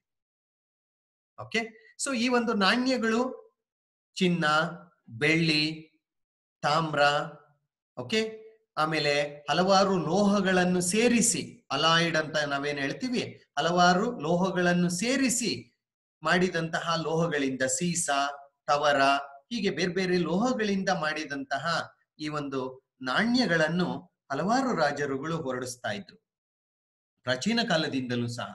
ಆ ಒಂದು ನಾಣ್ಯಗಳ ಅಧ್ಯಯನವೂ ಸಹ ಆ ಕಾಲದ ಚರಿತ್ರೆಯನ್ನು ಅರ್ಥ ಮಾಡಿಕೊಳ್ಳೋಕೆ ನಮಗೆ ಸಾಧ್ಯವಾಗುತ್ತೆ. ಪ್ರಾಚೀನ ಕಾಲದಲ್ಲಿ ನಾಣ್ಯಗಳನ್ನು ನಿಷ್ಕ, ಕಶರ್ಪಣ, ಸುವರ್ಣ, ಗಡ್ಯಾಣ, ಪೊನ್, ಹೊನ್, ಶತಮಾನ, ಕೃಷ್ಣವಲ, ಹೀಗೆ ಬೇರೆ ಬೇರೆ ಹೆಸರುಗಳಿಂದ ಕರೀತಾ ಇದ್ರು ನಾಣ್ಯಗಳನ್ನು. ಓಕೆ, ಸೊ ನಾಣ್ಯಗಳಿಗೆ ಬೇರೆ ಬೇರೆ ಹೆಸರುಗಳಿದ್ದು ಅಂತ ನಾನು ಹೇಳ್ತಿದ್ದೆ. ಓಕೆ, ಭಾರತದಲ್ಲಿ ಹಲವಾರು ಗ್ರೀಕ್ ನಾಣ್ಯಗಳು ನಮಗೆ ಸಿಕ್ಕಿದಾವೆ. ಗ್ರೀಕ್ ಮತ್ತು ರೋಮನ್ನರ ನಾಣ್ಯಗಳು ನಮಗೆ ಸಿಕ್ಕಿದಾವೆ ಕರಾವಳಿಯಲ್ಲಿ, ಈವನ್ ಬೆಂಗಳೂರಲ್ಲೂ ಸಹ. ಸೊ ಭಾರತ ಮತ್ತು ಗ್ರೀಕ್ ದೇಶಗಳ ನಡುವೆ ಸಂಬಂಧ ಇತ್ತು ಅಂತ ಈ ನಾಣ್ಯಗಳಿಂದ ನಮಗೆ ಗೊತ್ತಾಗುತ್ತೆ. ಸೊ ಆ ನಾಣ್ಯಗಳು ಎಲ್ಲಕ್ಕಿಂತ ಮಿಗಿಲಾಗಿ ಅವರಿಗೆ ಆ ಲೋಹಗಳ ಜ್ಞಾನ ಎಷ್ಟಿತ್ತು, ಲೋಹಶಾಸ್ತ್ರದ ಜ್ಞಾನ ಎಷ್ಟಿತ್ತು, ನಾಣ್ಯಗಳನ್ನು ಹೇಗ್ ಮಾಡ್ತಾ ಇದ್ರು, ಆ ಒಂದು ಕೌಶಲ್ಯ, ಅದೆಲ್ಲ ನಮಗೆ ಚೆನ್ನಾಗಿ ಅರ್ಥವಾಗುತ್ತೆ. ನಾಣ್ಯಗಳ ಮೇಲೆ ರಾಜರುಗಳ ಚಿತ್ರ ಇರೋದು, ಎಷ್ಟೋ ನಾಣ್ಯಗಳ ಮೇಲೆ ಅವರ ಆಳ್ವಿಕೆಯ ವರ್ಷ ಇರೋದು, ಅವರು ಪೂಜೆ ಮಾಡುವಂತಹ ದೇವತೆಗಳ ಚಿತ್ರಗಳಿರೋದು. ನೋಡಿ, ಅವರ ಆಳ್ವಿಕೆಯ ಕಾಲ, ರಾಜಕೀಯ ಚರಿತ್ರೆ ಅರ್ಥ ಮಾಡ್ಕೊಳ್ತೇವೆ. ದೇವತೆಗಳ ಚಿತ್ರ ಇದೆ ಅಂದ್ರೆ ಅವರ ಧರ್ಮ ನಮಗೆ ಅರ್ಥವಾಗುತ್ತೆ ಅಲ್ವಾ? ಸೊ ಎಷ್ಟೊಂದು ಮಾಹಿತಿಯನ್ನು ನಾವು ಈ ಒಂದು ನಾಣ್ಯಗಳಿಂದ ನಾವು ತಿಳಿದುಕೊಳ್ಳಬಹುದು. ನೋಡಿ, ಚಿನ್ನದ ನಾಣ್ಯಗಳು. ಎರಡನೇದು ಸಮುದ್ರಗುಪ್ತನ ನಾಣ್ಯ. ನೋಡಿ, ಅವನು ಅಶ್ವಮೇಧ ಯಾಗವನ್ನು ಮಾಡದ ಅಂತ ಈ ನಾಣ್ಯದಿಂದ ನಮಗೆ ಅರ್ಥವಾಗುತ್ತೆ. ಕುದುರೆ ಒಂದೇ ನಾಣ್ಯ, ಅದು ಒಂದು ಕಡೆ ಸಮುದ್ರಗುಪ್ತ, ಇನ್ನೊಂದು ಕಡೆ ಕುದುರೆ ಇದೆ. ಸೊ ಆತ ಅಶ್ವಮೇಧವನ್ನು ಮಾಡಿದಂತಹ ಒಂದು ನಾಣ್ಯ ಇದು, ಅಶ್ವಮೇಧ ಯಜ್ಞದ ಒಂದು ನಾಣ್ಯ ಇದು. ಮೂರನೇದು ಎರಡನೇ ಚಂದ್ರಗುಪ್ತನ ನಾಣ್ಯ ಇದು, ಗುಪ್ತರ ದೊರೆ ಎರಡನೇ ಚಂದ್ರಗುಪ್ತನ ನಾಣ್ಯ. ನೋಡಿ, ಈ ಕಡೆ ಲಕ್ಷ್ಮಿಯ ಚಿತ್ರ ಇದೆ. ಓಕೆ, ಇಲ್ಲಿ ನೋಡಿ, ಅವನ ಹೆಸರಿದೆ. ವಿಕ್ರಮಾದಿತ್ಯ ಅಥವಾ ಎರಡನೇ ಚಂದ್ರಗುಪ್ತ ಅಂತ ಏನ್ ಕರಿತಾ ಇದ್ರು ಅದು. ನೋಡಿ, ಇವು ತಾಮ್ರ, ಕಾಪರ್ ಕಾಯಿನ್ಸ್, ಇವು ತಾಮ್ರದ ನಾಣ್ಯಗಳಿವು. ಓಕೆ, ಇವು ಬೆಳ್ಳಿ ನಾಣ್ಯಗಳು. ಹೀಗೆ ಬೇರೆ ಬೇರೆ ಲೋಹಗಳಲ್ಲಿ ನಾನು ಬರೀ ಎಕ್ಸಾಂಪಲ್ಸ್ ಕೆಲವಷ್ಟೇ. ಹೀಗೆ ಸಾವಿರಾರು ಸಂಖ್ಯೆಯಲ್ಲಿ ನಮಗೆ ನಾಣ್ಯಗಳು ಸಿಕ್ಕಿದಾವೆ. ಆ ನಾಣ್ಯಗಳು ಆ ಕಾಲದ ರಾಜಕೀಯ ಚರಿತ್ರೆಯನ್ನು ಅರ್ಥ ಮಾಡಿಕೊಳ್ಳೋಕೆ, ಆರ್ಥಿಕ ಚರಿತ್ರೆಯನ್ನು ಅರ್ಥ ಮಾಡಿಕೊಳ್ಳೋಕೆ, ತೂಕ ವ್ಯಾಪಾರ ವಾಣಿಜ್ಯದ ಬಗ್ಗೆ ಅರ್ಥ ಮಾಡಿಕೊಳ್ಳೋಕೆ, ಹೊರದೇಶಗಳೊಂದಿಗೆ ಸಂಬಂಧ ಹೇಗಿತ್ತು ಅಂತ ಅರ್ಥ ಮಾಡಿಕೊಳ್ಳೋಕೆ, ಅವರ ಧಾರ್ಮಿಕ ಚರಿತ್ರೆಯನ್ನು ಅರ್ಥ ಮಾಡಿಕೊಳ್ಳೋಕೆ ನಮಗೆ ಅದ್ಭುತವಾದಂತಹ ಆಕಾರಗಳಾಗಿದ್ದಾವೆ ಈ ಒಂದು ನಾಣ್ಯಗಳು. ಓಕೆ, ಅದನ್ನ ಬಿಟ್ರೆ ಸ್ಮಾರಕಗಳು, ಪುರಾತತ್ವ ಆಧಾರಗಳಲ್ಲಿ ಮೂರನೆಯ ಒಂದು ಭಾಗ ಅಂದ್ರೆ ಸ್ಮಾರಕಗಳು, ಮಾನ್ಯುಮೆಂಟ್ಸ್. ಸ್ಮಾರಕಗಳು ಅಂದ್ರೆ ಬೇರೆ ಏನು ಅಲ್ಲ, ನಮ್ಮ ಹಿಂದಿನ ಜನರು ನಿರ್ಮಿಸಿ ಬಿಟ್ಟು ಹೋಗಿರುವ ಅವಶೇಷಗಳು. ಅವು ಚೆನ್ನಾಗಿ ಇರ್ಬೋದು, ಹಾಳಾಗಿರ್ಬೋದು. ಅದನ್ನೆಲ್ಲ ಒಟ್ಟಾರೆಯಾಗಿ ನಾವು ಸ್ಮಾರಕಗಳು ಅಂತ ಕರಿತೇವೆ. ಅಂದ್ರೆ ಈ ಸ್ಮಾರಕಗಳು ನಮ್ಮ ಪುರಾತನ ಭವ್ಯ ಒಂದು ನಾಗರಿಕತೆಯನ್ನು ಸಾರುವ ಕುರುಹುಗಳಾಗಿ ಇವತ್ತಿಗೂ ಸಹ ಉಳಿದಿದ್ದಾವೆ. ಓಕೆ, ಅವುಗಳಲ್ಲಿ ಈ ಸ್ಮಾರಕಗಳು ಯಾವುವು ಸಾರ್ ಅಂತ ನೀವು ಕೇಳಿರೆ, ಅವು ಸ್ತೂಪಗಳಿರಬಹುದು, ಚೈತ್ಯಗಳಿರಬಹುದು, ವಿಹಾರಗಳಿರಬಹುದು. ನಾನು ಹೇಳ್ತೀನಿ ಒಂದೊಂದೇನೆ ಬೇಕಾದ್ರೆ. ಬಸದಿಗಳಿರಬಹುದು, ಜೈನ ಬಸದಿಗಳಿರಬಹುದು, ಅರಮನೆಗಳಿರಬಹುದು, ದೇವಾಲಯಗಳಿರಬಹುದು, ಮತ್ತು ರಾಕ್ ಕೇವ್ ಟೆಂಪಲ್ಸ್ ಅಥವಾ ಗುಹಾಂತರ ದೇವಾಲಯಗಳಿರಬಹುದು. ಬಂಡೆಯನ್ನು ಕೊರೆದು ನಿರ್ಮಿಸಿದಂತಹ ಗುಹೆಗಳು, ಅಜಂತ, ಎಲ್ಲೋರ, ಅಲ್ಲೆಲ್ಲ ಗುಹೆಗಳಿದಾವಲ್ಲ, ಅವೆಲ್ಲ ನಿರ್ಮಾಣ ಮಾಡಿರೋದು. ಸೊ ಇವನ್ನೆಲ್ಲ ನಾವು ಸ್ಮಾರಕಗಳು ಅಂತ ಕರಿತೀವಿ. ಸ್ತೂಪ ಅಂದ್ರೆ ಬೇರೆ ಏನು ಅಲ್ಲ, ಬುದ್ಧ ಅಥವಾ ಅವನ ಅವಶೇಷಗಳ ಮೇಲೆ ನಿರ್ಮಿಸಲ್ಪಟ್ಟಂತಹ ಅರ್ಧ ಗೋಳಾಕಾರದ ಕಟ್ಟಡ, ಸಾಂಚಿ ಸ್ತೂಪ ಕೇಳಿದೀರಾ ಅನ್ಸುತ್ತೆ. ಸಾಂಚಿಯ ಸ್ತೂಪಗಳು. ಚೈತ್ಯಗಳು, ಚೈತ್ಯ ಅಂದ್ರೆ ಬೌದ್ಧ ಧರ್ಮದ ಪೂಜಾ ಸ್ಥಳ. ಬಂಡೆಗಳನ್ನು ಕೊರೆದು ಮಾಡ್ತಿದ್ರು ಚೈತ್ಯಗಳನ್ನು. ವಿಹಾರಗಳು, ಬೌದ್ಧ ಭಿಕ್ಷುಗಳು ವಿಶ್ರಾಂತಿ ತಗೊಳ್ಳೋಕೆ ಕೊರೆಸಿದಂತಹ ಏನದು ಕೇವ್ಸ್, ಗುಹೆಗಳು. ಬಸದಿಗಳು, ಜೈನ ಬಸದಿಗಳು. ಆಮೇಲೆ ಅರಮನೆಗಳು. ನಾನು ಹೇಳಿದೆ ಅಲ್ವಾ, ಪಾಹಿಯಾನ್ ಭಾರತಕ್ಕೆ ಬಂದಾಗ ಮೌರ್ಯರ ಅರಮನೆಯ ಅವಶೇಷಗಳು ಇನ್ನೂ ಇದ್ದು ಅದ್ಭುತವಾಗಿತ್ತು ಅಂತ ಬರೆದಿದ್ದಾನಾತ. ಹಾಗೆ ಆಮೇಲೆ ದೇವಾಲಯಗಳು, ಹಲವಾರು ಗುಪ್ತರ ಕಾಲದಿಂದ ದೇವಾಲಯಗಳ ನಿರ್ಮಾಣ ಕಾರ್ಯ ಆರಂಭವಾಯಿತು. ಗುಪ್ತರಿರಬಹುದು, ಅನಂತರ ನಾವು ದಕ್ಷಿಣ ಭಾರತಕ್ಕೆ ಬಂದ್ರೆ ಪಲ್ಲವರಿರ್ಬಹುದು, ಚೋಳರಿರಬಹುದು, ರಾಷ್ಟ್ರಕೂಟರಿರಬಹುದು, ಅಜಂತ, ಎಲ್ಲೋರ, ಅಲ್ಲೆಲ್ಲ ಶಾತವಾಹನರ ಕಾಲದ ಬೌದ್ಧ ಸ್ಮಾರಕಗಳಿರಬಹುದು. ಬಾದಾಮಿ ಚಾಳುಕ್ಯರ ಐಹೊಳೆ, ಪಟ್ಟದಕಲ್ಲು ಕೇಳಿದ್ದೀರಾ ಅನ್ಸುತ್ತೆಲ್ಲ. ಬಾದಾಮಿ, ಐಹೊಳೆ, ಪಟ್ಟದಕಲ್ಲು, ಅಲ್ಲಿನ ದೇವಾಲಯಗಳಿರಬಹುದು. ಅದೇ ರೀತಿ ಹೊಯ್ಸಳರ ಬೇಲೂರು, ಹಳೇಬೀಡು, ಸೋಮನಾಥಪುರ, ಶರಣಬೆಳಗೊಳ ಮುಂತಾದ ಕಡೆ ಇರುವಂತಹ ಅವರ ದೇವಾಲಯಗಳಿರಬಹುದು. ವಿಜಯನಗರದ ಅರಸರ ಹಂಪಿ ಇರಬಹುದು, ಆಮೇಲೆ ಶೃಂಗೇರಿ ಇರಬಹುದು, ಇನ್ನು ಬೇರೆ ಬೇರೆ ಸ್ಥಳಗಳಲ್ಲಿ ಪೆನುಗೊಂಡ ಇರಬಹುದು, ಚಂದ್ರಗಿರಿ ಇರಬಹುದು, ಅಲ್ಲಿರುವಂತಹ ಅರಮನೆಗಳು, ಇವೆಲ್ಲ. ಸೊ ಇವೆಲ್ಲ ಸ್ಮಾರಕಗಳು ಅಂತ ನಾವು ಹೇಳ್ತೇವೆ. ಅವುಗಳ ಅಧ್ಯಯನದಿಂದ ಆ ಕಾಲದ ಚರಿತ್ರೆಯನ್ನು ನಾವು ಅರ್ಥ ಮಾಡಿಕೊಳ್ಳೋಕೆ ಸಾಧ್ಯವಾಗುತ್ತೆ. ಗುಪ್ತರ ದೇವಾಲಯಗಳು, ಗುಪ್ತರೇ ಮೊಟ್ಟ ಮೊದಲ ಬಾರಿಗೆ ದೇವಾಲಯಗಳ ನಿರ್ಮಾಣ ಕಾರ್ಯ ಆರಂಭ ಮಾಡಿದ್ದು. ಸೊ ಸಾಂಚಿ, ದೇವಗರ್, ಬೀತರ್ಗಾಂವ್, ತಿಗಾವ, ಎರಾನ್, ನಾಚಿನಿ ಕುತ್ತಾರ್, ಭೂಮಾರ ಮುಂತಾದ ಕಡೆ ಗುಪ್ತರ ದೇವಾಲಯಗಳಿದ್ದು, ಸಣ್ಣ ಪುಟ್ಟ ದೇವಾಲಯಗಳಾಗ. ಆಮೇಲೆ ಪಲ್ಲವರ ದೇವಾಲಯಗಳನ್ನು ನಾವು ಮಹಾಬಲಿಪುರಂ, ಕಂಚಿ ಇಲ್ಲೆಲ್ಲ ನಾವು ಕಾಣ್ತೇವೆ. ಅಲ್ಲದೆ ಬಂಡೆಯನ್ನು ಕೊರೆದು ಗುಹಾಂತರ ದೇವಾಲಯಗಳು ಮಾಡಿದಾರಲ್ಲ, ಅದೇ ತರ ಮಹಾಬಲಿಪುರಂನಲ್ಲಿ ಗುಹಾಂತರ ದೇವಾಲಯಗಳನ್ನು ಪಲ್ಲವರು ಮಾಡಿದ್ದಾರೆ. ಆಮೇಲೆ ಪಗೋಡಗಳು, ರಥಗಳು, ಬಂಡೆಗಳಿಗೆ ದೇವಾಲಯಗಳ ಆಕಾರ ಕೊಟ್ಟಿದ್ದಾರೆ, ಪಗೋಡಗಳು ಅಂತ ಕರಿತೇವೆ ಅವು. ಆಮೇಲೆ ದೇವಾಲಯಗಳು, ಕಂಚೀಪುರಂನ ದೇವಾಲಯಗಳು. ಆಮೇಲೆ ಚೋಳರು ಅದ್ಭುತವಾದಂತಹ ನಿರ್ಮಾತೃಗಳು. ಅದು ತಂಜಾವೂರಿನ ಬೃಹದೀಶ್ವರ ದೇವಾಲಯ ಇರ್ಬೋದು, ಗಂಗೈಕೊಂಡ ಚೋಳಪುರಂನ ದೇವಾಲಯಗಳಿರ್ಬೋದು, ದಾರಾಸುರಂ ಇರ್ಬೋದು, ಕೋಲಾರ ಇರ್ಬೋದು, ಕುಂಭಕೋಣಂ ಇರ್ಬೋದು, ಶ್ರೀನಿವಾಸ ನಲ್ಲೂರ್ ಇರಬಹುದು, ತಿರುಚುನಾಪಳ್ಳಿ ಇರ್ಬೋದು, ಮುಂತಾದ ಹಲವೆಡೆ ಅದ್ಭುತವಾದಂತಹ ದೇವಾಲಯಗಳನ್ನು ನಿರ್ಮಾಣ ಮಾಡಿದ್ದಾರೆ. ಜಸ್ಟ್ ಇಮ್ಯಾಜಿನ್ ದೇರ್ ಅವರ ಒಂದು ತಂತ್ರಗಾರಿಕೆ, ಅವರ ವಾಸ್ತುಶಿಲ್ಪ ಜ್ಞಾನ, ಅಷ್ಟು ಬೃಹತ್ ಬಂಡೆಗಳನ್ನು ಯಾವ ರೀತಿಯಲ್ಲಿ ಬಳಸಿ ಅವರು ಕಟ್ಟಿದ್ರು. ಇವತ್ತು ನಾವು ಕ್ರೇನ್